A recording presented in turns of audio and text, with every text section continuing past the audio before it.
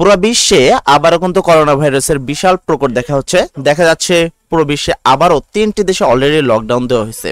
সেই অনুসারে তোমরা বুঝতে পারো যে বাংলাদেশেও কিন্তু লকডাউন দেওয়া হতে পারে, এবং এটা তুমি যদি খেয়াল করো আমার কাছে দুইটা নোটিশ রয়েছে। সেটা হলো তোমাদের যে দৈনিক আমাদের নিউজ পেপারটা jognews24.com তুমি যদি এই বিষয়টা দেখো যে বর্তমান কতজন আক্রান্ত হয়েছে, কি মৃত হয়েছে, সেই বিষয়টা সংখ্যাটা রয়েছে। পাশাপাশি নিউজটা তুমি যদি খেয়াল করো, নিউজটা কিন্তু 10 জুনের একটা নিউজ 2025 সালের।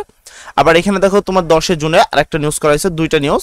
এখানে দেখো 10 নিউজ, তিনটা নিউজের মধ্যে বলা হয়েছে দেশে আরও 13 জনের শরীরে করোনা ভাইরাস পাওয়া গেছে। মানে বাংলাদেশে আরো কয়জন 13 জনের দেহে কি হয়েছে, করোনা ভাইরাস পাওয়া গেছে। করোনার নতুন সাব ভেরিয়েন্ট রোগে করণীয় কি সেই বিষয়টা।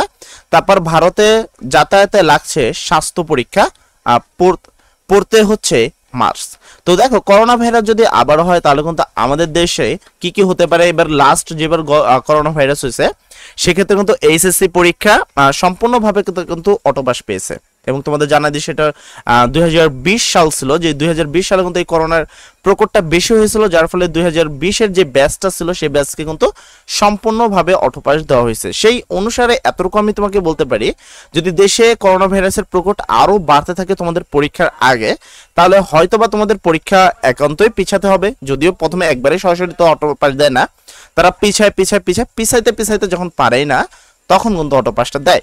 সেই অনুসারে আমি বলতে পারি যে এইচএসসি পরীক্ষা 2025-কে কিন্তু সেই অটোপাস পাওয়ার সৌভাগ্য বা দুর্ভাগ্য যেটাই হোক তাদের হতে পারে। তো চলো আমরা একটু নিউজ সম্পর্কে একটু জানা উচিত আমাদের প্রত্যেকটা ছাত্রছাত্রীর, কেননা প্রত্যেকটা নিউজ দেশের নিউজ অনুসারে কিন্তু তোমাদের কি সবার আগে তোমাদের গায়ে পড়বে।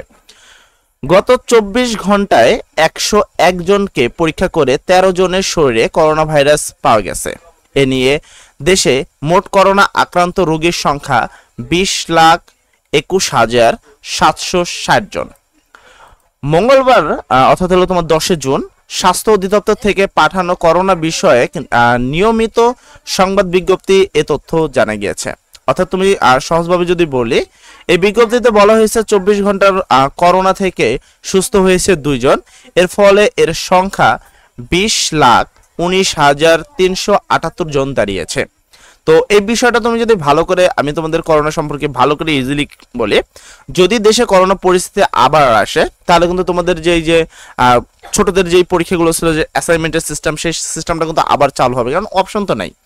আর তোমাদেরকে পরপর তিনটা ধাপে তোমাদের পরীক্ষাটা পিছিয়ে দেওয়া হবে করোনার প্রকোপ যদি আরো বাড়ে। এবং এই করোনার প্রকোপ বাড়ার কারণে তোমাদের যখন 3টা ধাপ পিছিয়ে দেওয়া হবে তখন কিন্তু তোমরা কি পাবা, অটোপাস পাওয়ার ফুল একটা চান্স কিন্তু তোমাদের রয়েছে। আশা করি তোমাকে আমি বুঝাতে পারছি যে কিভাবে সরাসরি কিন্তু কেউ অটোপাস পাবা না। এসএসসি 2025 যেহেতু করোনার প্রকোপটা আবার দেখা দিয়েছে, এবং অলরেডি দেখো 21 লক্ষ মানুষ, প্রায় 22 লক্ষ, 21 লক্ষ তোমার কত হাজার, আমরা এখানে দেখলাম 21,91,000। তো এখানে তোমার 21.5 লক্ষ লোক কি করোনা আক্রান্ত হয়েছে। তার মানে প্রকোপটা কিন্তু বাড়ছে, তাই না? যদি প্রকোপটা বাড়ে তার মানে সেই ক্ষেত্রে তোমরা কিন্তু অটোপাস পেতে পারো, তবে 3টা ধাপে পাবা। এটা এই জিনিসটা মনে রাখবা। প্রথম ধাপে তোমাদের পরীক্ষা পিছানো হবে 15 দিন, পরের ধাপে তোমাদের পরীক্ষা পিছানো হবে 1 মাস, তারপরের ধাপে তোমাদের পরীক্ষা হবে পুরো 1 মাস বা এদিক ওদিক 28 দিনের মতো দেওয়া হয়েছিল 2020 সালে। আর তারপরে তারা পেয়েছিল সম্পূর্ণ পরীক্ষা পেয়েছিল অটোপাস। তো এটা এই ধাপ প্রসেসটা তোমাদের ক্ষেত্রে হতে পারে। আই হোপ যে এর থেকে তো বিকল্প প্রসেস নাই নাকি করোনা থেকে, তো পেতে পারে আমাদের এইচএসসি 2025 করোনার কারণে অটোপাস পাওয়ার কিন্তু একটা ফুল চান্স রয়েছে। যাই হোক, এই সম্পর্কিত অবশ্যই আমাদের চ্যানেলে আরো নিউজ দেওয়ার চেষ্টা করব। তো সবাই ভালো থাকবে, সবার জন্য দোয়া করি। আসসালামু আলাইকুম।